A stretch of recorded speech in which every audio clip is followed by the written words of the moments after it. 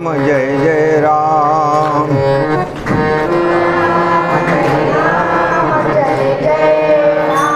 श्री राम जय राम जय जय राम। श्री राम जय राम जय जय राम। श्री राम जय राम जय जय राम।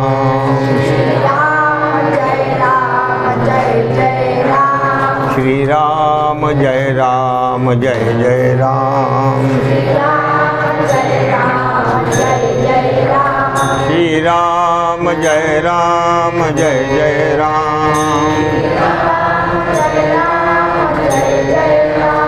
श्री राम जय राम जय जय राम। श्री राम जय राम जय जय राम। श्री राम जय राम जय जय राम।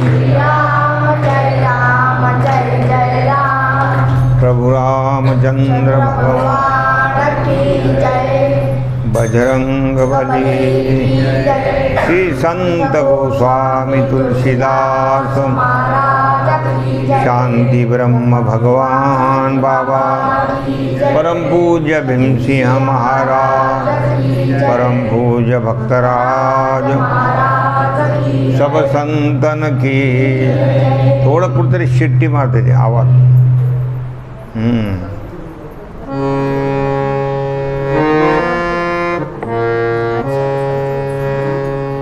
नीलाम्बुजश्यामलकोमलाङ्गं सीता समारोपितवामभागं पाणौ महासायकचारुचापं नमामि रामं रघुवंशनाथम्।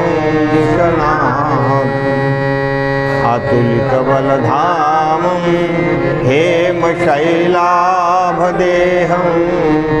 धनुजवनकृशानुं ज्ञानिनाम् अग्रगण्यं सकलगुणनिधानं वानराणामधीशं रघुपतिप्रियभक्तं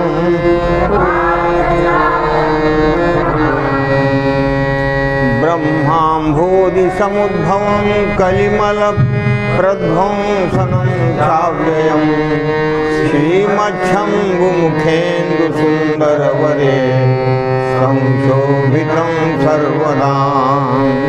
संसारामयभेषजं सुखकरं श्रीजानकीजीवनं धन्यास्ते कृतिनः पिबन्ति सततं श्रीरामनामामृतं। पुण्यं पापहरं सदा शिवकरं विज्ञानभक्तिप्रदं मायामोहपहारं प्रेमाम्बुपूरं शुभं। श्रीमद्रामचरित्रमानसमिदं भक्त्यावगाहन्ति ये ते संसारपतङ्गघोरकिरणैर्गह्यन्ति नो मानवाः। भक्तिभक्तभगवन्तगुरु चतुरनाम वपुए इनके पगवंदन किए नासे भी। आनंदकंद भगवान रामचंद्र प्रभूची कथा संत श्री गोस्वामी तुलसीदासजी तुम्हाला आम्हाला सांगतायत। काल आपण बघितलेलं आहे की तुलसीदासजी म्हणतायत की माझ्यामध्ये तेवढं बुद्धीचं बल नाही। रामकथा समुद्रासारखी आहे, माझी बुद्धी फार थोडी आहे। म्हणून कवित्व करण्यासाठी कथालिखाण करण्यासाठी ज्या ज्या गोष्टी मनुष्याकडे असाव्या लागतात त्याच्यामध्ये अनेक प्रकारचे रस असावे लागतात। भाव आहे, अभाव विभाव आहे, उद्दीपन भाव आहे, वेगवेगळ्या प्रकारचे भाव प्रगट करावे लागतात। यमक वगैरे व्यवस्थित येतात की नाही, अर्थदृष्टीने बरोबर आहे की नाही, अनेक गोष्टी कवित्व करण्यासाठी लागत असतात, पण हे काही जरी नसलं तर याच्यामध्ये एक गुण आहे की याच्यामध्ये भगवंताचं नाम आहे. एवढाच एक गुण त्याच्यामध्ये श्रेष्ठ आहे आणि त्या गुणामुळं माझं कवित्व हे लोकांना गोड लागणार आहे. काल आपण बघितलेलं एक सामान्य जरी कविता असली आणि त्याच्या जर भगवंताचं नाव आलं तर ती माणसाला आवडते. तसं आपण ते सिनेमातले काही दाखवले होते थोडेफार पुरावे, काही गीत वगैरे आहे, काही भावगीत आहेत, त्या रचित आहेत, त्या असे कोणीतरी कवीनं रचलेल्या आहेत, पण त्याच्यामध्ये नाम आहे. भगवंताचं नाम असल्यामुळं ते माणसाला ऐकायला गोड लागतं. म्हणून नाम हे फार महत्त्वाचं आहे. त्याच्याकरता काल आपण दृष्टांत दिला, कितीही भूषण स्त्रीच्या अंगावर असलं तरी वस्त्र हे फार महत्त्वाचे आहेत. बसनहीन नाही सोहत स्वाद, त्या ठिकाणी वस्त्रहीन जर असली तर ती शोभत नाही. त्याप्रमाणे रामनाम विरहित जे काही लिखाण आहे, कवित्व आहे, ते शोभून दिसत नाही. सबगुणरहित कु कवी कृतबानी, रामनाम जस अंकित जानी. एखाद्या वेळेला कुठल्याही प्रकारचे जास्त त्याला विद्वत्ता दाखवता नाही आली तरी परंतु त्याच्यावर रामनाम जर असलं तर त्याला विशेष रीतीनं महत्त्व आहे. सादर कहई सुनई बुधताही, मधुकर सरिस संत गुणग्राही. बुध म्हणजे ज्ञानी लोक. ज्ञानी लोक अशा प्रकारचं जे काही कवित्व असतं ते ऐकत असतात, आदराने ऐकतात की त्याच्यामध्ये रामनाम आहे, भगवंताचा नामाचा उल्लेख आलेला आहे. मग ते कसं ऐकतात? मधुकर सरिस संत गुणग्राही. ज्याप्रमाणे मधुकर भुंगा जसा याच्या फुलातला काय करतो, त्याच्यातलं मध वगैरे सेवन करतो, किंवा मधमाशी आहे ती जशी एखाद्या वेळेला त्या फुलावर बसली तर तिथून जसा तो मध त्याच्यातला जो काही मकरंद तो काढून घेतो, त्याप्रमाणे हे जे संत लोक आहेत, सज्जन लोक आहेत, हे त्या वाङ्मयातलं, त्या कवित्वातलं जे काही भगवंताचं नामचिंतन आहे ते ग्रहण करत असतात. बऱ्याच लोकांचा गुणग्राही स्वभाव असतो. गुणग्राही स्वभाव हा आपला चांगला, म्हणजे कुणाकडून काय आपल्याला घेता येतं का हे बघायला पाहिजे. म्हणजे काही माणसाचं दोषदृष्टी बघण्याचा स्वभाव असतो, ते लोक चांगले नसतात. एक पाण्याचा ग्लास आहे, आता काचेचा ग्लास आहे, त्याच्यामध्ये अर्ध ग्लास पाणी आहे, असं काचेचा ग्लास ठेवलेला आहे. त्याच्यामध्ये दोघंजण दोन बोलतात, एक म्हणतो अर्धा भरलेला आहे, एक म्हणतो अर्धा रिकामा आहे. अर्थ एकच आहे, पण कोणते शब्द चांगले आहेत?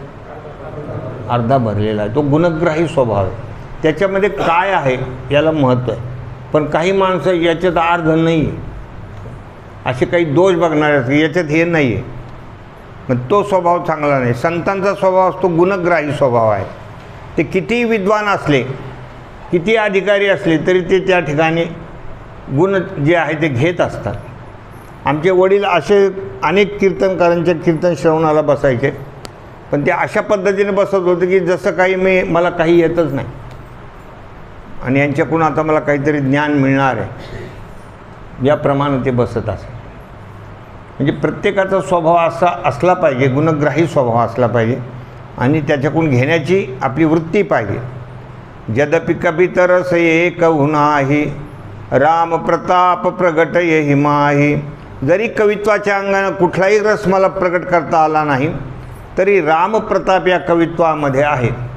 तसं तर संत तुलसीदासजींचं हे जे बोलणं आहे हे एक बडो बडाई ना करे बडान बोले बोल, हिरा मुखसे ना कहे मेरा लाख रुपया मोल.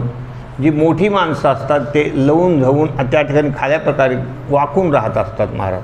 कधी पण जसं का फळलिया तरी तरुची शाखा, सहजे भूमीश उतरे देखा, तैसे जीवमात्रा शेखा खालावते. ते जसं आंब्याला खूप कैऱ्या लागल्या म्हणजे ते जसं खाली वाकत असतं, झुकून जातं, त्याप्रमाणे झुकून वागत असतात. हे स्वतःचा मोठेपणा कधीही प्रगट करत नाही. असं जर म्हणावं की मला काहीच येत नाही असं तुलसीदासजी म्हणतात की माझी बुद्धी फार थोडी आहे, तर आपण त्यांचं चरित्र ऐकताना ऐकलं की 15 वर्षे त्याने वेदाभ्यास केला होता. वेदशास्त्र संपन्न होते, संस्कृत भाषाचे ते पंडित होते. रामकथा त्यांनी सुरुवातीला संस्कृत भाषेमध्ये लिहायला सुरुवात केली होती, इतकं त्यांचा अधिकार होता. ते संस्कृत भाषेमध्ये लिहिलेलं भगवंताला ते मान्य झालं नाही. भगवान महादेवाने स्वप्नामध्ये जाऊन सांगितलं की तुम्ही हिंदी भाषेमध्ये लिहा. असे संत गोस्वामी तुलसीदासजी म्हणतात की माझी बुद्धी फार कमी आहे. म्हणजे हे त्यांचं काय आहे, नम्रता आहे. आणि ते काल तर असं म्हटलं की मी तुम्हाला कोऱ्या कागदावर लिहून देतो, असं लिहिलं की मला काहीच येत नाही म्हणून. कोऱ्या कागदावर मी सत्य असं त्याच्यात एक शब्द वापरला, सत्य लिखी कागज कोरे. पण त्याचा एक अर्थ असाही होतो की सत्य हे भगवंताचं नाम आहे आणि त्या कोऱ्या कागदावर मी तेच लिहिणार आहे, दुसरं काहीच लिहिणार नाही. केवळ भगवंताचा नामाचाच मी तिथे प्रभाव टाकणार आहे, असंही एक त्याचा अर्थ आहे. सोई भरोस मोरे मन आवा केही न सुसंग बडप्पनु पावा. या ठिकाणी महाराज सांगतायत की हे रामनामाचा यामध्ये प्रताप असल्यामुळं मला खूप विश्वास निर्माण झालेला आहे की ही कविता किंवा हे कवित्व हे रामायण गोडच होणार. कारण केही न सुसंग बडप्पनु पावा. चांगल्या संगतीनं कोण मनुष्य मोठा होत नाही सांगा. सुसंग असलं तर मनुष्य मोठा होतो. एखादा अधिकारी महात्म्याच्या संगतीमध्ये काही टाळकरी लोक असतात, काही सेवाधारी लोक असतात, तर ते त्यांच्या प्रभावामुळे त्यांचाही आदर वाढत असतो. मोठ्यांच्या जवळ राहिलं त्यांचाही आदर वाढत असतो. पण त्यांची जर कास सोडली तर मग समाजामध्ये त्यांना तेवढी किंमत राहत नाही, मोठ्यांचा आदर. तसं भगवान रामचंद्र प्रभूच्या नामाचा त्यांची कथा मी सांगणार आहे. त्यामुळं मला कोण कोण मोठं म्हणणार नाही सांगा तुम्ही. कोई न इथे सांगितलं केही न सुसंग बडप्पनु पावा. चांगल्या संगतीमध्ये मनुष्य मोठा होऊन जातो. त्याच्याकरता दृष्टांत दिला आहे. धूमौतजयी सहज करुआई आगरू प्रसंग सुगंध बसाई. हा धूर जो असतो हा तसा कडू राहतो, कडू राहतो, डोळ्यात पाणी आणणारा असतो, हे सगळं असतं. परंतु तो जर एखाद्या सुगंधी पदार्थामध्ये जर आपण अगरबत्ती आहे, सुगंधी अगरबत्ती येतात ना, वेगवेगळ्या प्रकारचे फ्लेवर असतात, मोगरा आहे, गुलाब आहे, 3-in-1 आहे, असे वेगवेगळ्या प्रकारच्या उदबत्त्या आहेत. बरेच लोक उदबत्त्याचे शौकीन असतात. म्हणजे भारी द्या म्हणतात, भारी द्या म्हणतात, चांगला सुगंध आला पाहिजे, पूजा करताना असं मन प्रसन्न झालं पाहिजे, अशा प्रकारचे बरेचसे लोक त्याच्यातले शौकीन असतात. ते मग उदबत्तीच्या त्या सुगंधामध्ये त्यांचं काय असेल जप जाप्य वगैरे स्तोत्र वगैरे हे मोठ्या उत्साहानं घेत राहतात. म्हणजे एक प्रकारचा त्यांचा उत्साह वाढतो त्या सुगंधानं. तसं बघितलं तर धूर हा कडू आहे. धूमऊ तजऊ सहज करुआई. करुआई म्हणजे कडूपणा त्याचा त्यागल्या जातो. कशामुळं? आगरू प्रसंग सुगंध बनाय. त्या अगरबत्तीचा संग त्या धुराला झाला तर तो धूरसुद्धा कसा झाला? सुगंधी झाला. धुराचं सुद्धा महत्त्व वाढलं. मग धुराचं वाढतं तर आपलं का वाढणार नाही? आपण या संगतीमध्ये आलो तर आपलं महत्त्व वाढतं, आपलंही जीवन सुगंधी होऊन जातं. भनिती भदेस वस्तू भली बरणी राम कथा जग मंगल करणी. या भनिती म्हणजे कवित्व. हा जो शब्द आहे कोणत्या भाषेतला आहे काही सांगता येणार नाही. आणि याच्यामध्ये बऱ्याच भाषा आहेत. जोधपुरी भाषा आहे, फारसी आहे, वेगळ्या प्रकारच्या 10-12 भाषा याच्यामध्ये आलेल्या आहेत. तर भनिती म्हणतात या कवित्वाला. हो जो शब्द आहे ना भनिती, भदेश, भदेश म्हणजे भद्दी, एवढी काही चांगली नाही. भदेश या शब्दाचा अर्थ भद्दी. भनिती भदेश वस्तू भली बरणी. तशी माझी कवित्वा तशी भद्दी आहे. मी काही फारसं काही हुशार नाही, विद्वान नाही, परंतु वस्तू भली बरणी. मी ज्यांचा आधार घेतला आहे ते फार श्रेष्ठ आहे. ती वस्तू म्हणजे परमात्मा वस्तू आहे. ते रामकथा जगमंगल करणी. आणि ही रामकथा मी आता लिहिणार आहे म्हणून ती सगळ्या जगाला मंगलकारक आहे. सगळ्याचं मंगल करणारी ती रामकथा आहे. मंगल करणी कलिमल हरणी तुलसी कथा रघुनाथ की गतिकूर कविता सरित की जो सरित पावन पाथ की प्रभु सुजस संगति भनिति भली होई सुजन मन भावनी भव अंग भूति मसान की सुमिरत सुहावनी पावनी।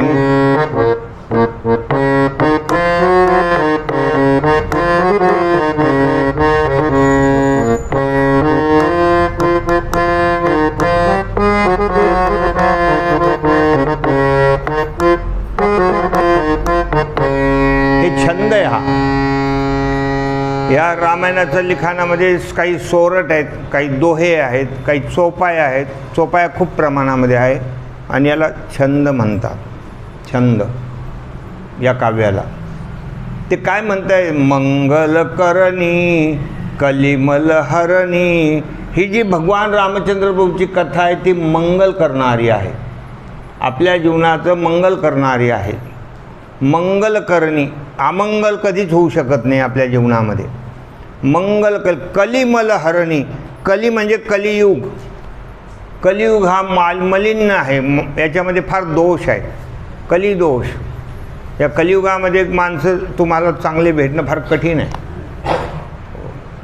कधी कधी मोठ्या मोठ्या माळी घालणारे, मोठे मोठे टप्पे गंध लावणारे सुद्धा भयानक खोटं बोलणारे तुम्हाला मिळतील। झूठही लेना झूठही देना, त्या कलीचं वर्णन आलेलं आहे। कलियुगामध्ये काय काय कशा कशा पद्धतीचे जे लोक आहेत, कामी आहेत, क्रोधी आहेत, लोभी आहेत, अनेक प्रकारचे त्यांच्यामध्ये दोष आहेत। आणि अहंकार तर भयंकर, अहंकार तर इतका आहे की विचारूच नका महाराज। आपल्या शरीराची स्थितीसुद्धा बघत नाही, पण एखाद्यावर जर उपटले तर उभा फाडील म्हणतात एखाद्याला, आणि ते बोलत असताना अंग थरथर कापत। हा शब्द वापरताना तेच लटलट कापतात। म्हणजे अशा प्रकारचे अनेक दोष या कलीमध्ये आहेत। कलीचे दोष निवृत्त करणारी ही कथा आहे। कलिमल हरणी तुलसी कथा रघुनाथ की। हे रघुनाथ कथा अशा प्रकारची आहे। गतिकूर कविता सरित की जो सरित पावन पात की। जशी गंगा मैया आहे ती जशी कधी त्या ओघाओघामध्ये कधी वाकडी पण अशी चालते, तशी कथा सांगताना थोडं असं त्याला वळण आहे, वेगवेगळ्या रसाचं वळण आहे। पण त्या सगळ्या वळणामध्ये भगवंताचं नामचिंतन आहे। प्रभू सुजस संगती भनिती, म्हणजे हे कवित्व भगवंताच्या यशानं परिपूर्ण आहे। भली होई सुजन मन भावनी, त्याच्यामध्ये भगवंताचं कथा, भगवंताचं वर्णन हे सांगितल्यामुळं सगळ्यांना ती आवडणार आहे। सज्जन लोकांना विशेष वृत्तीनं ही कथा आवडणार। भव अंगभूती मसान की सुमिरत सुहावनी पावनी। आता स्मशानातली जी भस्म आहे, जी राख आहे, ती राख तशी अमंगल आहे, पण ती जर भगवान महादेवानं लावली, भगवान महादेवाच्या अंगावर जे काही भस्म आहे त्याला चिताभस्म म्हणतात, ते जर लावलं तर ते काय झालं, पवित्र झालं, पवित्र झालं। त्याप्रमाणे तुलसीदासजी म्हणतात, माझे शब्द रचना वगैरे थोड्याफार अशा जरी असल्या हो तरी परंतु त्याच्यावर काय भगवान रामचंद्र प्रभूचं भस्म आहे ते लावलेलं आहे, त्याच्यामुळे ते पवित्रच आहे, ते गोडच आहे माझी कथा। प्रिय लागी अतिसबई मम भनिती राम जस संग। दारु विचार की करई को बंदिय मलय प्रसंग। सियावर रामचंद्र पद जय शरणम। बोलो जय सिया राम, जय जय सिया राम, जय सिया।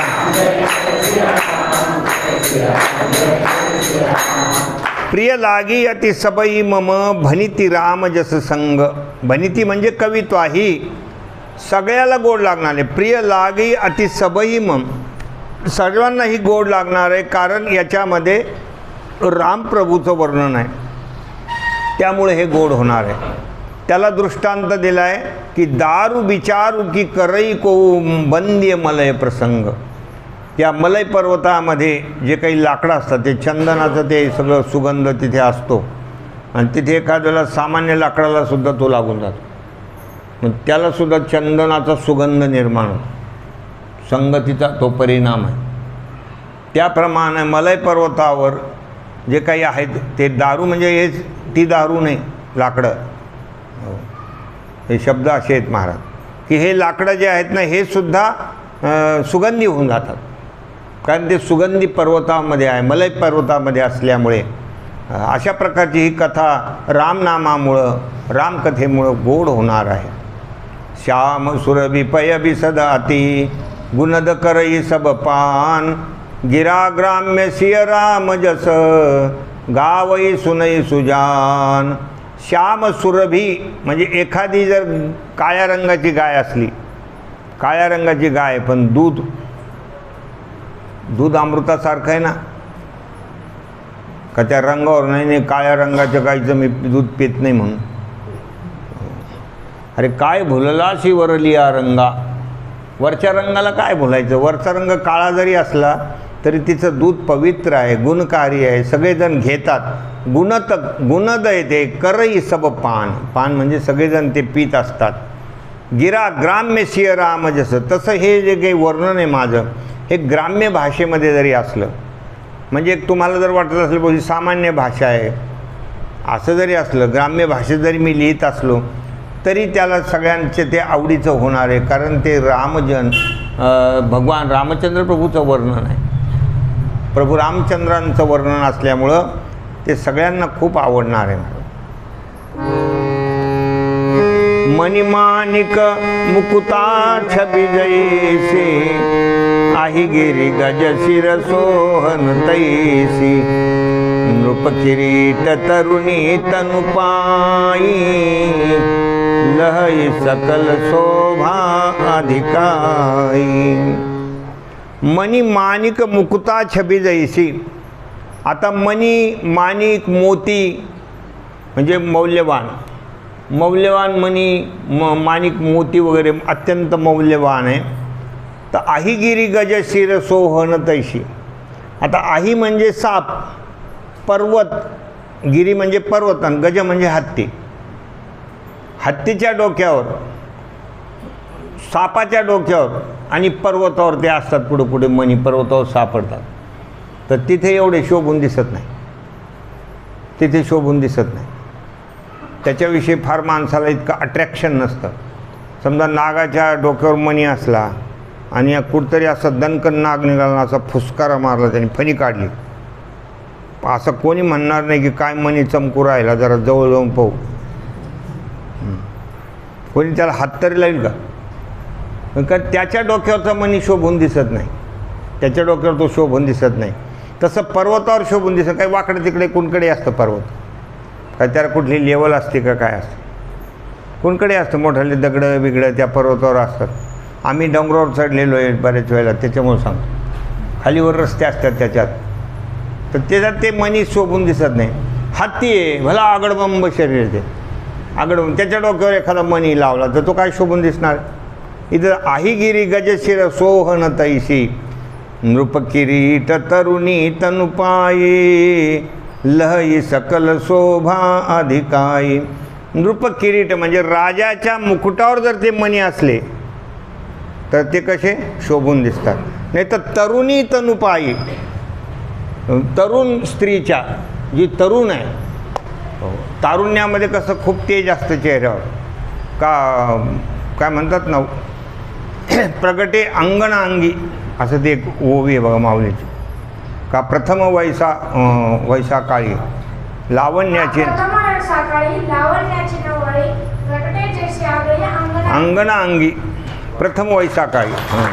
म्हणजे आपण म्हणतो ना 16 वर्षाची तरुणी आहे, 16, 17, 18 वर्षाची अशी तरुणी आहे आणि खूप सुंदर आहे, ती खूप सुंदर आहे. रंगाने एकदम गोरी आहे, नाकी डोळी नीटस आहे, डोळे एकदम मृगनयनीसारखे आहेत, एकदम सुंदर आहे.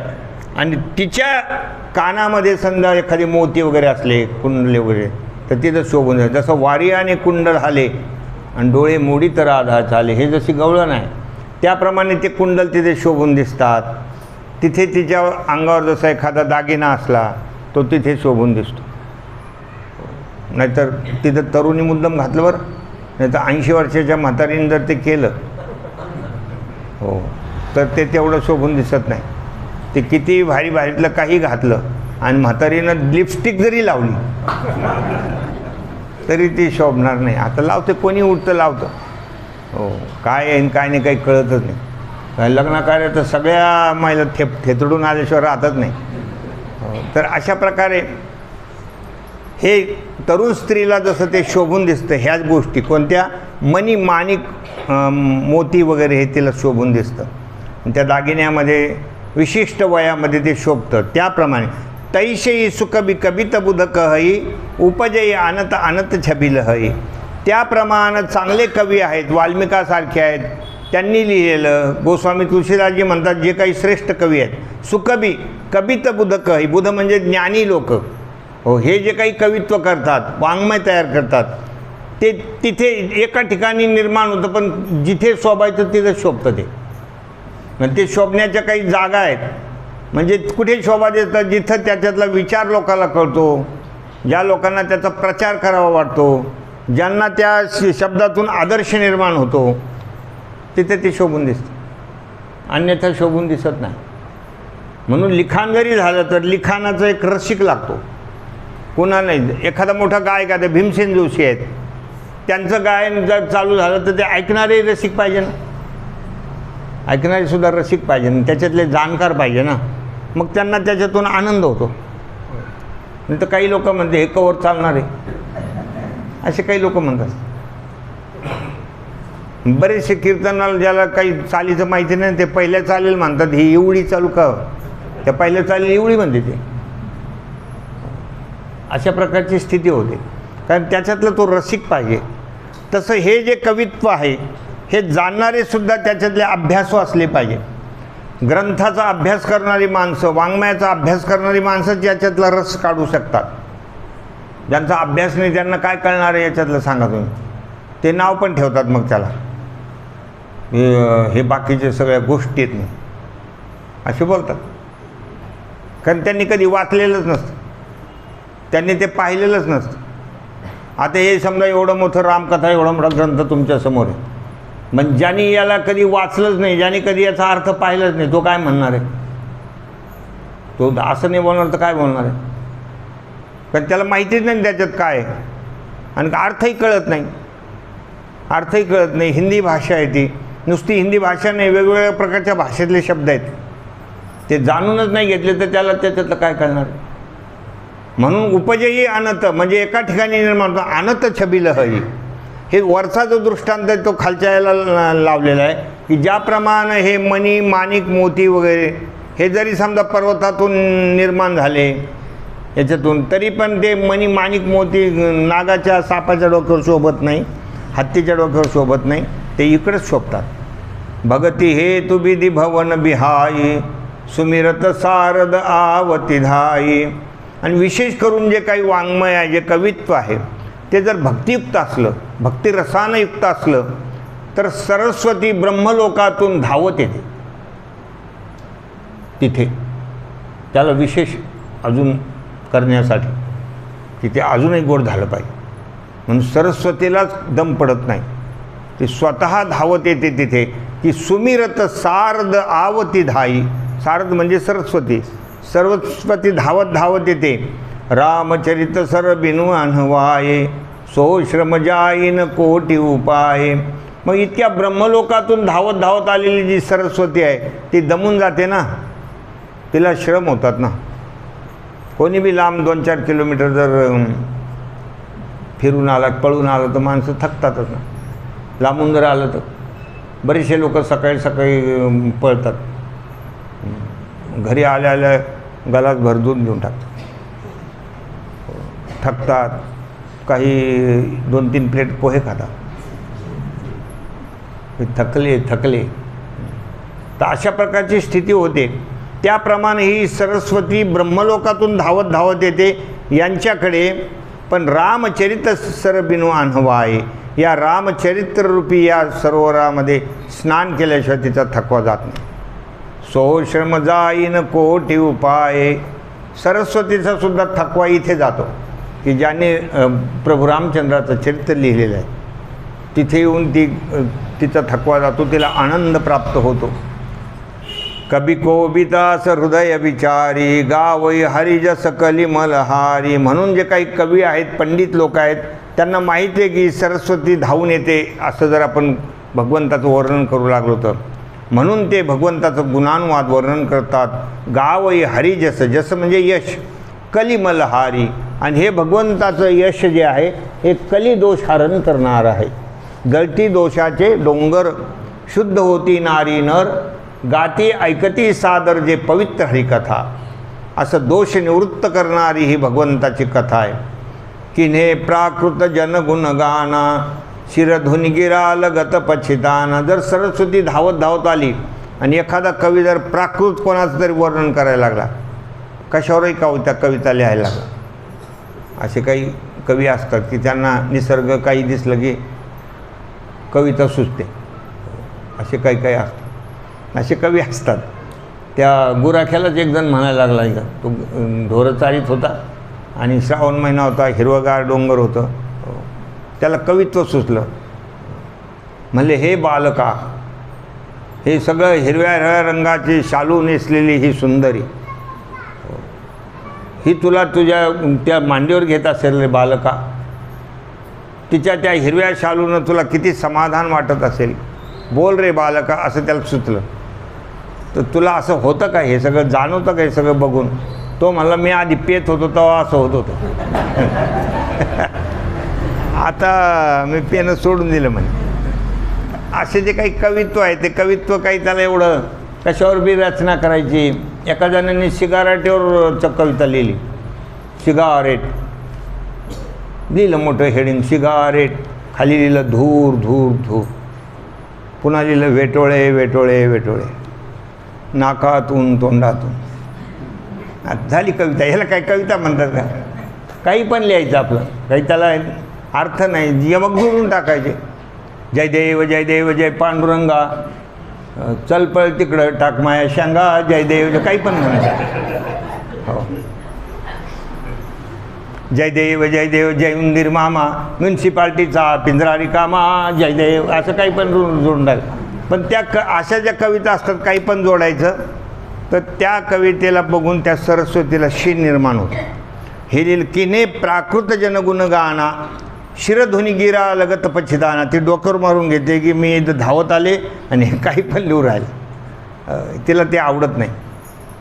हृदय सिंधुमती सीप समाना, स्वाती शारदा कहई सुजाना. आपलं हे जे हृदय आहे हे समुद्रासारखं आहे. हृदय सिंधू, मती म्हणजे बुद्धी, बुद्धी शिंपल्यासारखी आहे.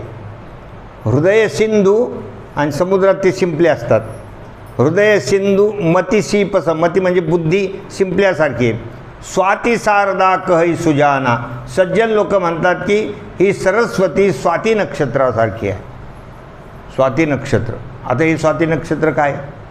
हे नक्षत्रातलं नक्षत्र आहे. स्वातीचा पाऊस, त्याला खेड्यापाड्यामध्ये सीता सावती असे ते अपभ्रंश शब्द येते. स्वाती नक्षत्र आहे ना, 27 प्रकारचे नक्षत्र आहेत.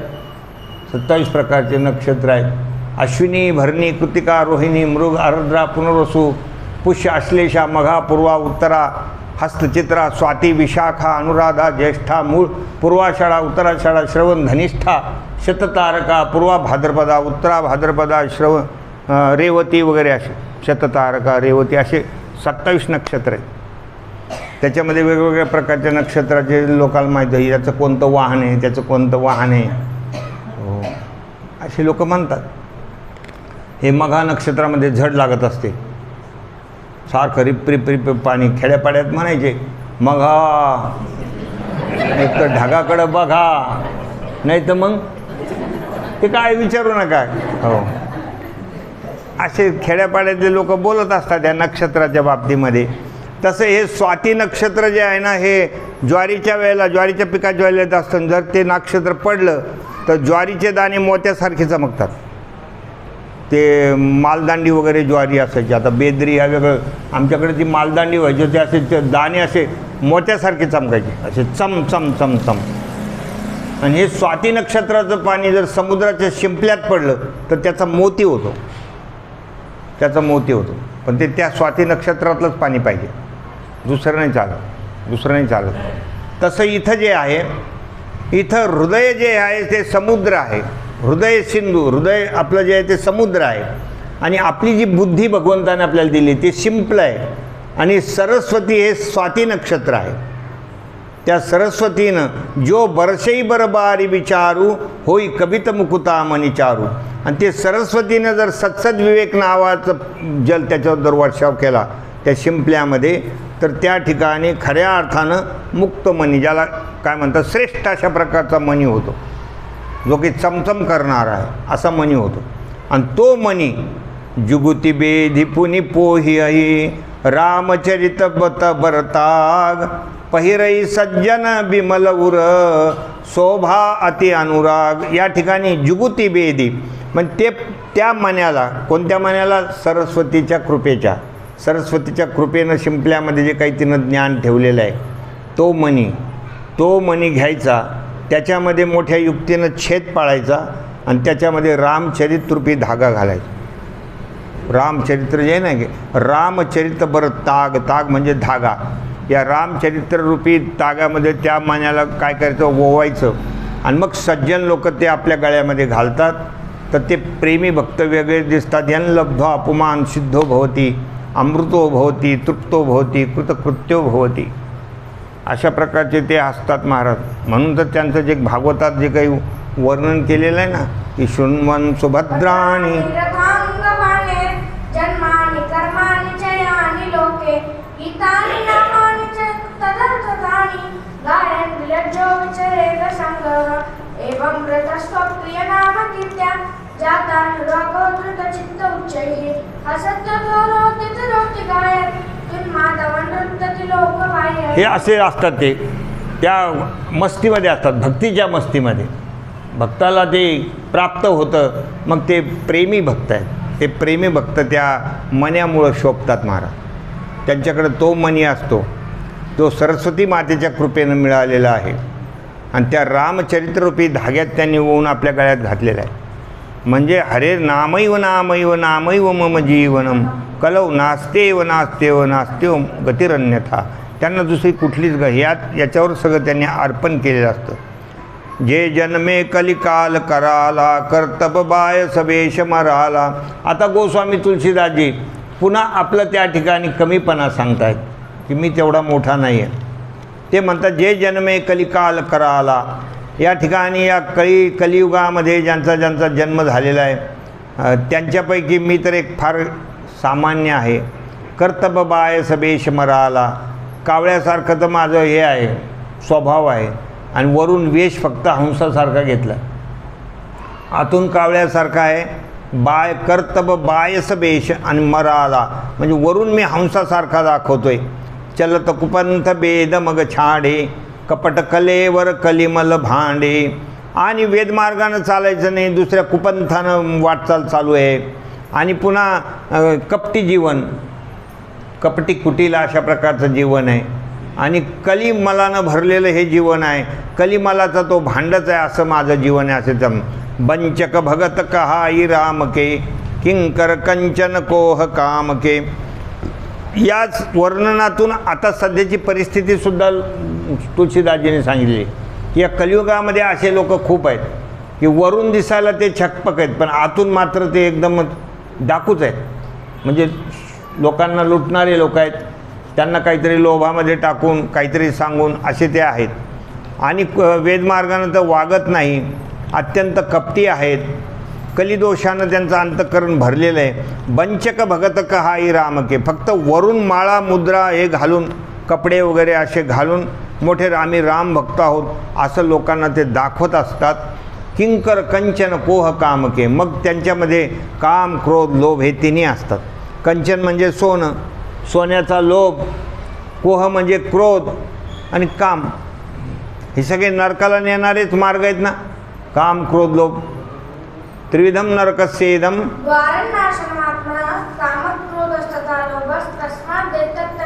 काम क्रोध मद लोभ नाथ नरक के पंथ.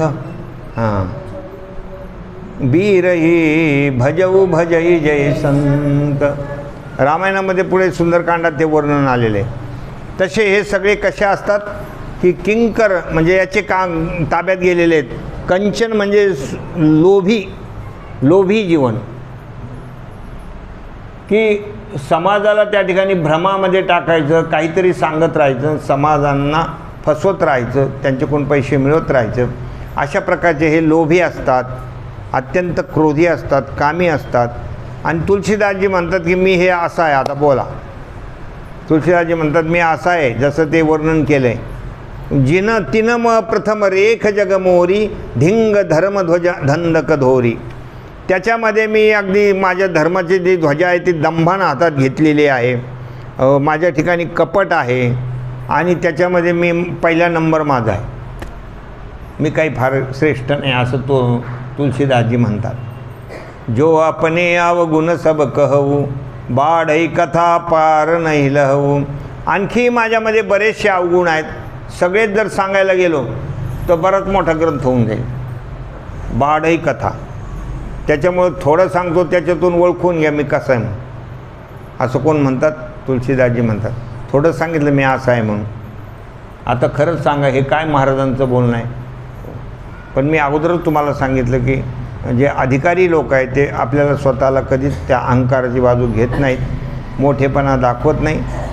सामान्य बुद्धीचे जे लोक आहेत त्यांना फार अहंकार असतो. हे म्हणतात मी असं आहे, सामान्य आहे.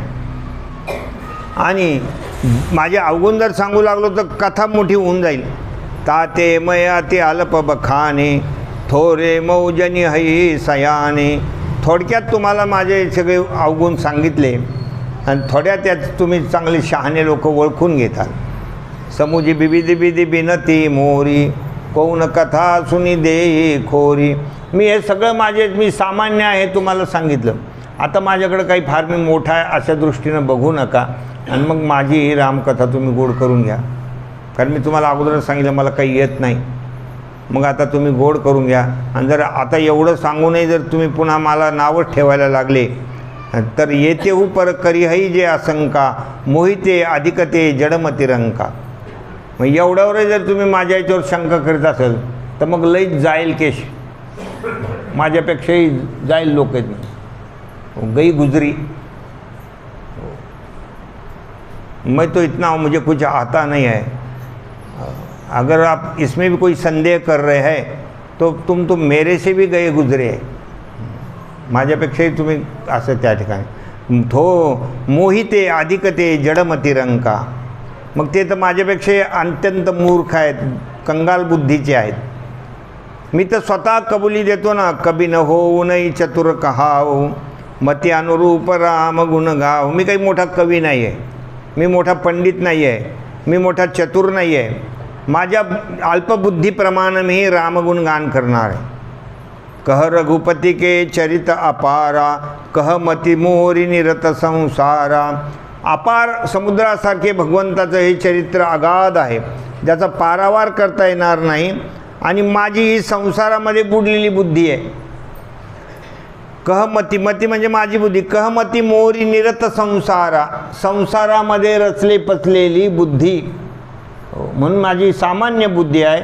आणि भगवंताचं चरित्र फार अथाह आहे, अथांग सागरासारखं आहे. मी काय सांगू शकणार आहे. जही मारुतगिरी मेरू उडाई कहू तूल केले खे माई.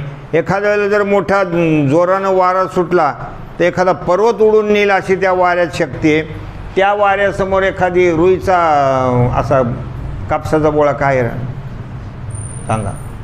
तसंच प्रभू रामचंद्राचं चरित्र एवढं दिव्य आहे आणि मी एक सामान्य सांगणार आहे. मी कोणत्या मापात आहे? काहीच मापात नाही. समुजता अमित राम प्रभुताई करथ कथा मन अतिकदराई. आणि मला ही जाण झालेली की भगवान रामचंद्र प्रभूचं चरित्र फार अथांग आहे. त्याच्यामुळंच मी थोडा कथा सांगत असताना, कथा लिहित असताना थोडा मी जरा कदराई म्हणजे मला थोडंसं जरा लाज वाटते. मी थोडं संकोचित झालो आहे की कसं काय लिहावं, माझी तर काही तेवढी बुद्धी नाही. आणि चरित्र करत असताना, कारण भगवंताच्या बाबतीमध्ये सगळ्यांनी नेती शब्द वापरलेला आहे. नेती नेती. वेद जाणू गेला पुढे मौनावला ते गुह्य तुझला प्राप्त कैचे.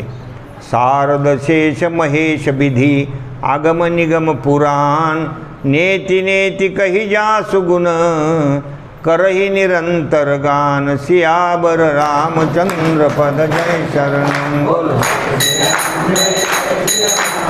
जय सियाराम जय जय सियाराम.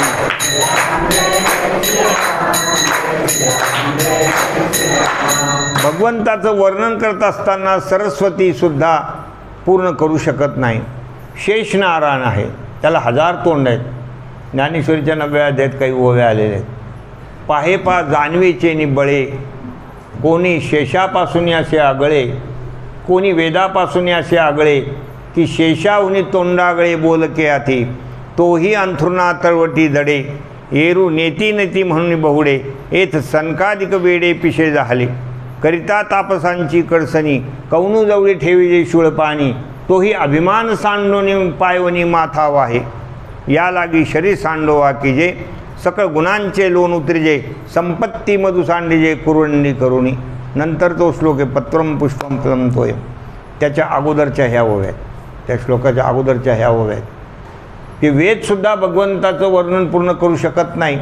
1000 तोंडाचे शेषनारायणसुद्धा वर्णन करू शकत नाही. भगवान महादेव, ब्रह्मदेव, वेगवेगळ्या प्रकारचे शास्त्रसुद्धा पूर्णपणे भगवंताचं वर्णन करू शकत नाही.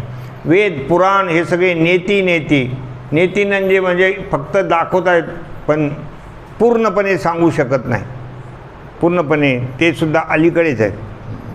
त्याप्रमाणे मी काय सांगणार आहे, हे सगळे असं गुणगान करतात, मी त्या भगवंताचं चरित्र कसं सांगू. सब जानत प्रभु प्रभुता सोई, तदपि कहे बिनु रहा न कोई.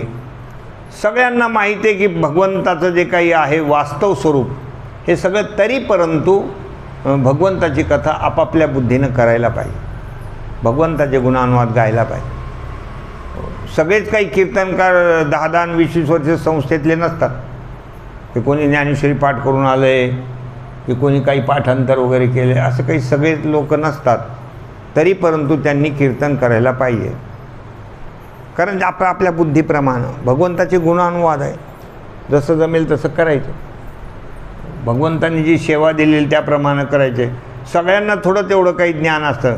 सब जानत प्रभुता सोई, तदपि कहे बिनु रहा न कोई. तरी पण आपल्याला जेवढे गुणानुवाद गाता येतात तेवढे गायचे. काही गद्य पद्यामध्ये कसे एखाद्या वेळेला काही पद असतात भगवंताला वर्णन करणारे, ते पद म्हणायचे. आमचे जे सद्गुरू आदरणीय काका आहेत, त्यांनी आमच्या भक्तीला सांगितलं होतं, म्हणले तुला एवढं भगवंतानं दिलेलं आहे, हे सगळं सामवेद आहे, हे फार गोड आहे गळा, तर तू रोज भगवंताच्या दरबारामध्ये म्हणजे घरामध्ये जे मंदिर आहे तिथे बसून भगवंताला एखादा अभंग, एखादी गवळण ऐकत जा, कारण तुझ्या त्या गाण्यानं परमात्मा संतुष्ट होतील, भगवंताला आनंद होईल. अशा प्रकारचे हे सगळे काही साधू संत जे असतात ते भगवंताकरता आळवत असतात. नृसिंह मेहतासुद्धा भगवंताला आळवायचे तर भगवान त्यांना दर्शन देत होते. त्यांचा तो कोणता असावरी राग होता बघा, असावरी राग. तर त्या असावरी रागामध्ये ते ज्यावेळेला भजन म्हणायचे तर परमात्मा नृत्य करायचे, त्यांना दर्शन द्यायचे. आणि पुढे त्यांना अशी परिस्थिती निर्माण झाली की त्यांना काही पैशाची गरज लागली, तर ते एका मोठ्या याच्याकडे गेले, श्रीमंताकडे. ते गहाणटांचा धंदा करणारे लोक. म्हणजे माझ्याकडं काही सोनं नाणं तर काही गहाण ठेवायला नाही आहे, पण मला पैशाची गरज आहे.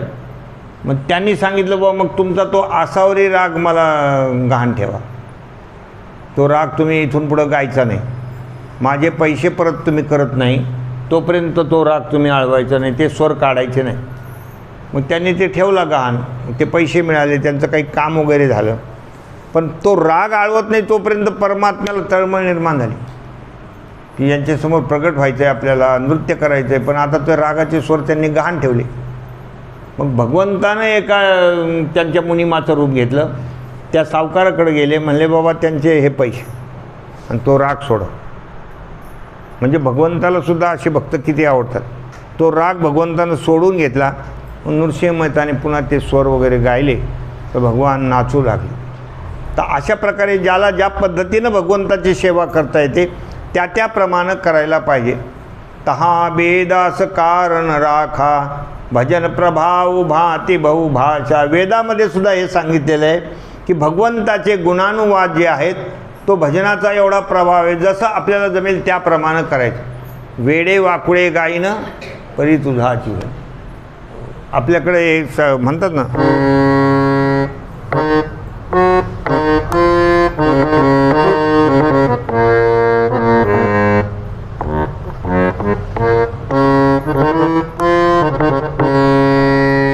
बोलिली लेकुरे वेळी वाकुडी उत्तरे करा क्षमापराध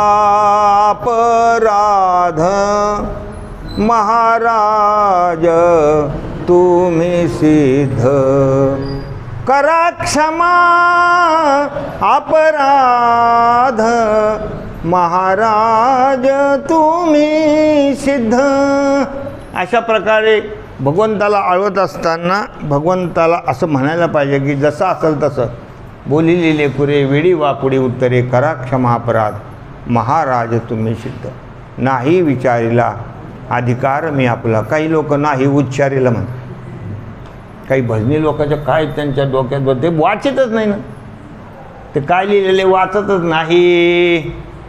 उच्चारीला असं म्हणतात. नाही विचारिला अधिकार मी आपला करा क्षमा अपराध. त्याप्रमाणे मनुष्यानं हे भगवंतासमोर गायन करायला पाहिजे. वेदाधिकांना सुद्धा हे सांगितलेलं आहे. कारण भगवंताचं जे वर्णन आहे एक आणि अरूप अनामा आज सच्चिदानंद परधामा व्यापक विश्वरूप भगवाना तेही धरी देय चरित कृतनाना. भगवंताचं वर्णन आहे. परमात्मा त्या ठिकाणी एक आहे. एको देव सर्वभूतेषु गूढ. या संपूर्ण ब्रह्मांडामध्ये एकच एक परमात्मा आहे. तो इच्छारहित आहे. रंग रूप रहित आहे. अरूप अनामा नामरहित रूपरहित अजन्म आहे. अज सच्चिदानंद आहे. परमधाम आहे. परमधाम त्या 10व्या अध्यायाचे श्लोक आहे ना तो अर्जुन वाच परम ब्रह्म परमधाम पवित्रम परमं भवं पुरुषं शाश्वतं दिव्यं आदिदेवमजं विभुं. हां ते बरोबर. अशा प्रकारचा हा परमात्मा आहे. व्यापक आहे. व्यापक विश्वरूप आहे. पूर्ण विश्वामध्ये तोच व्यापलेला आहे. भगवान आहे म्हणजे 6 गुण त्याच्या ठिकाणी. ऐका यशस्वी औदार्य ज्ञान वैराग्य ऐश्वर्य हे साही गुणवरे वसती जेथ म्हणून तो भगवंत. तो म्हणे भक्तराजू ऐके आता असं काय आहे की नाही. तर अशा प्रकारचे हे जे आहे हे भगवान आहेत. तर तेही धरी देह चरित कृतनाना. त्याच परमात्म्यानं वेगवेगळे देह धारण करून वेगवेगळे भगवान चरित्र करत असतात. प्रसंगानुसार भगवान अवतार घेतात. कधी मत्स्यावतार आहे, कधी कच्छावतार आहे, कधी वामन अवतार आहे, वराह अवतार आहे, मोहिनी अवतार आहे. वेगवेगळ्या प्रकारचे परमात्मा अवतार घेतात आणि या ठिकाणी या जगतामध्ये लीला करत असतात. सो केवल भगत न हित लागी परम कृपाल प्रणत अनुरागी. भगवान भक्तांच्या कल्याणासाठी अवतार घेतात. भक्तीचा आनंद सगळे भक्त घेत असतात. आणि प्रणत अनुरागी जे कोणी शरणागत भक्त आहेत त्यांच्यावर प्रेम करणारा हा परमात्मा आहे. परम कृपालू आहे. जही जन परममता अतिछो जही करुणा करी कीन नको. ज्या भक्तावर भगवंताने कृपा केलेली त्या भक्तावर भगवान कधीही क्रोध करत नाही. भगवान खूप कृपाघन आहे. यो मद भक्त समेत प्रिय भक्तिमान में समेत प्रिय. भक्तांचं जेवढं काही लाड कोड कौतुक करतो तो परमात्मा. म्हणून तो अभंग आपण नाही म्हणतो ना.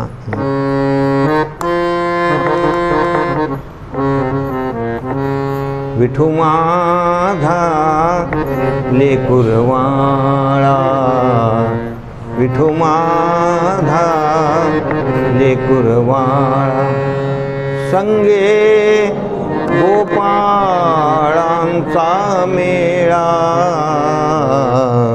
विठू माझा लेकुरवाळ. त्याच्यामध्ये सगळ्या संतांचे नाव निवृत्ती हा खांद्यावरी सोपानाचे हातधरी हे सगळे कडवे त्याच्यामध्ये आलेले आहेत. असं भगवंताला हे भक्त खूप आवडतात. खूप आवडतात. जेही करुणा करी कीन नको हो गई बहोर गरीबने वाजू सरल सबल साहिब रघुराजू. भगवान त्या ठिकाणी अप्राप्तस्य प्राप्तम. गई बहोर म्हणजे एखादी गोष्ट भक्ताला अप्राप्त असली तर ते प्राप्त करून देतात. गरीबने वाजू म्हणजे दीनबंधू. भगवान दीनबंधू आहे. दीनानाथ दीनबंधू असं भगवंताला म्हटलेलं आहे. ते एक अभंग येई गा तुमाय बापा पंढरीच्या राया, तुझ विनशीन वाटे क्षीण झाली काया.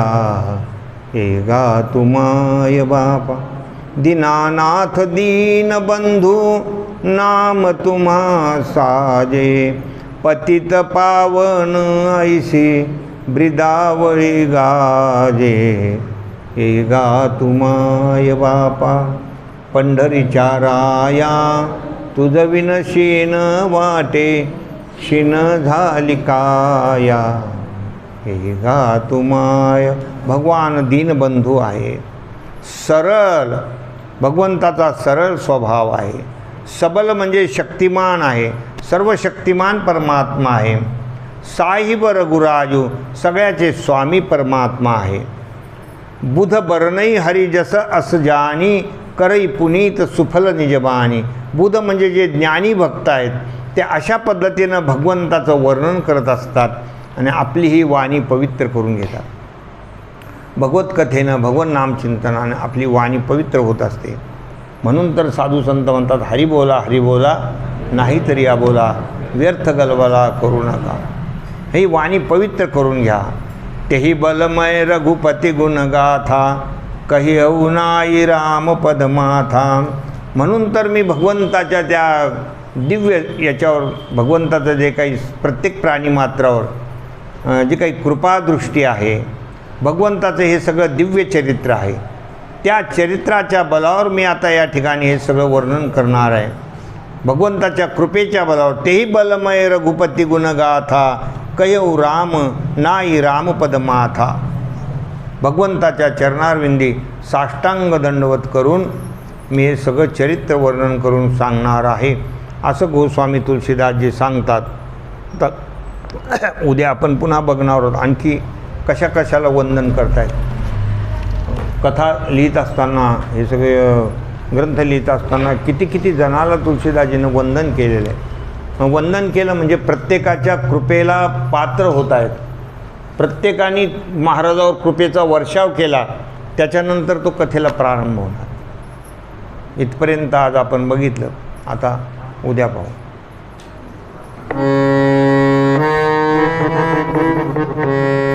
श्री गुरुचरण सरो